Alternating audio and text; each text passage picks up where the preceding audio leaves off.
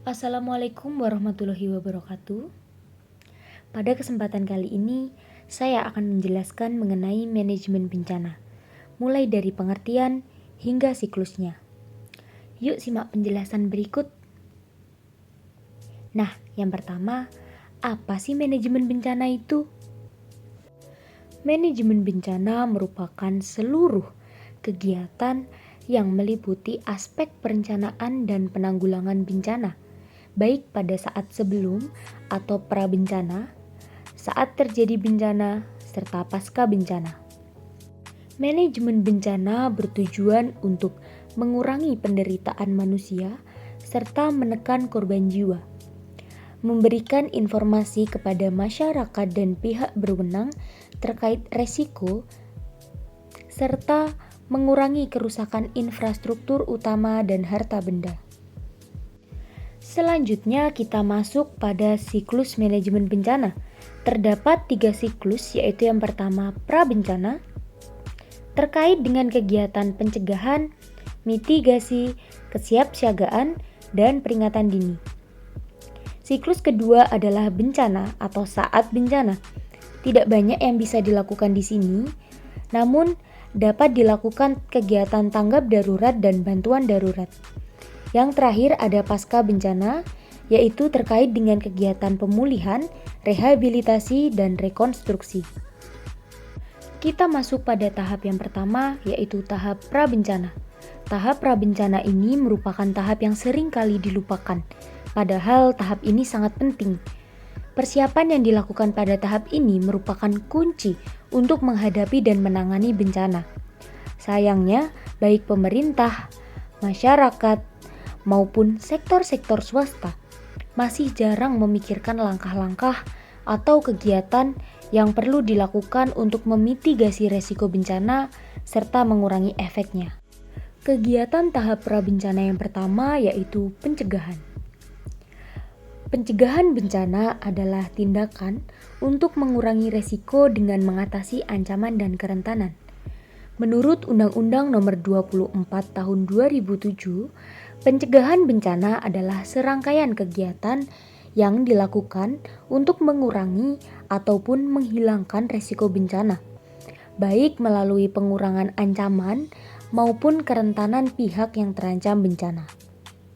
Pencegahan dapat dilakukan melalui identifikasi dan pengenalan secara pasti terhadap sumber-sumber bahaya, kontrol terhadap penguasaan dan pengelolaan sumber daya alam, serta pengelolaan tata ruang ataupun tata kota dan lingkungan hidup agar lebih tahan terhadap bencana.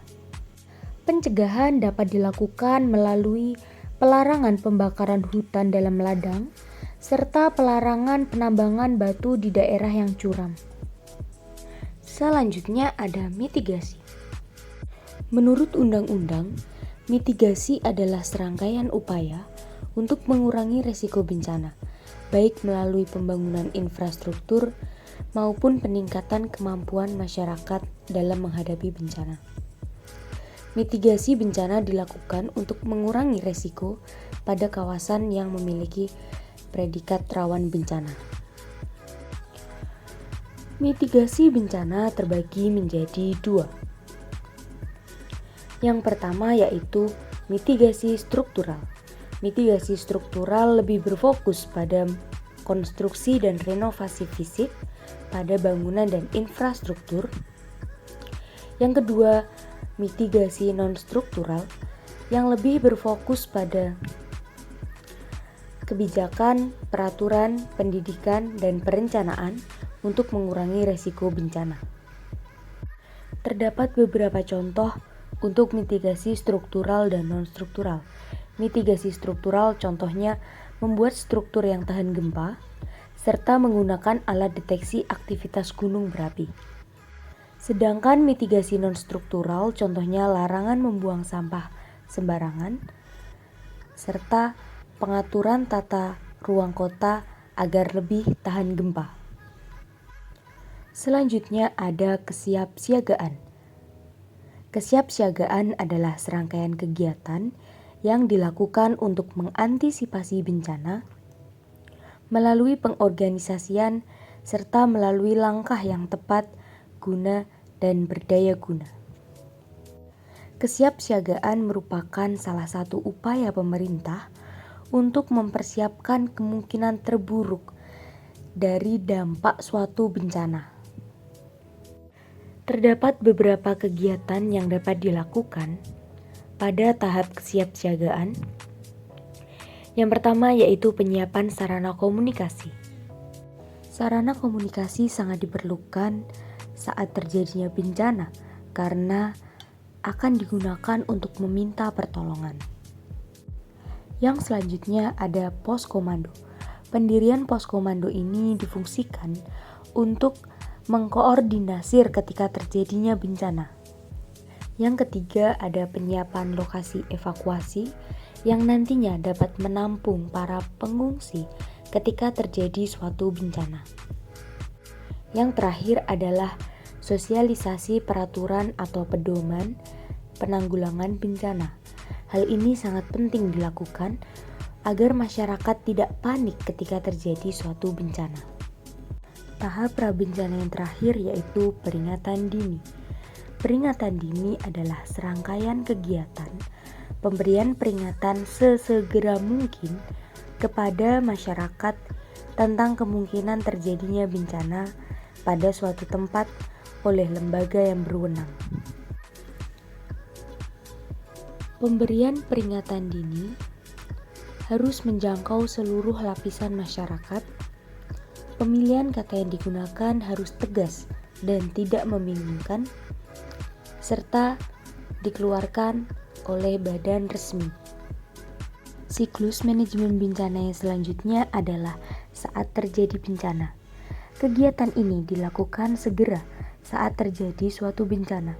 Ketika bencana terjadi, perhatian utama dari semua kalangan terarah pada kegiatan tanggap darurat, seperti penyelamatan korban, perlindungan harta benda, evakuasi, dan pengungsian. Pada momen ini, banyak pihak yang memberikan bantuan. Meski demikian, volume bantuan yang cukup besar perlu dikelola dengan baik agar dapat dimanfaatkan dengan efektif dan maksimal. Nah, kegiatan pada saat bencana yang pertama yaitu kegiatan tanggap darurat. Tanggap darurat merupakan serangkaian kegiatan yang dilakukan dengan segera pada saat kejadian bencana untuk mengurangi dampak buruk yang ditimbulkan. Dapat dilakukan melalui pengkajian yang tepat terhadap lokasi, kerusakan dan sumber daya, penentuan status keadaan darurat bencana, penyelamatan dan evakuasi masyarakat yang terkena bencana, pemenuhan kebutuhan dasar, serta perlindungan terhadap kelompok rentan. Tanggap darurat dapat dilakukan melalui penyelamatan korban, perlindungan harta benda, evakuasi, dan pengungsian.